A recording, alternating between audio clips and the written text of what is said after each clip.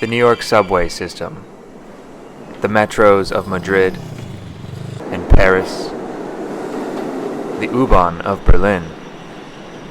These are some of the world's most iconic underground railway systems.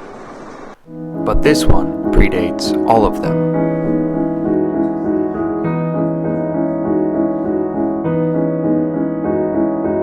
We're here in the museum called the Millennium Underground Museum. The Millennium part is because in 1896, when this first railway was completed, it marked the 1,000-year anniversary of the foundation of the country of Hungary. Most of the information here in the museum is in Hungarian, but we have found some bits in English as well, and we've learned a bit about the process. Second only to the Underground in London, the Budapest metro system was the first to be built on continental Europe. Opened after just 21 months of construction, this first electric metro system was a true accomplishment at the time.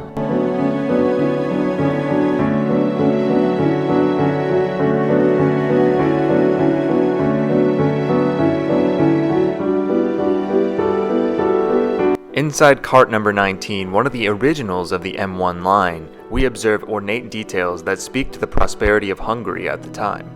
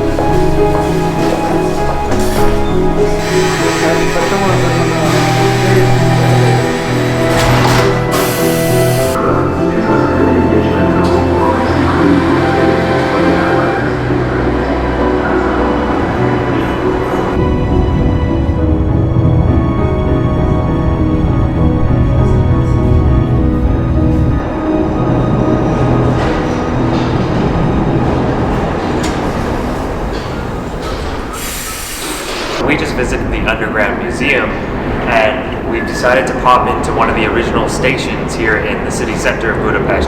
We're not sure if it's the first one built, but it is the end of the line here in the city center. And as you can see, they've maintained a lot of the original architecture, a lot of the original design here. The carts have evolved over the years, but this definitely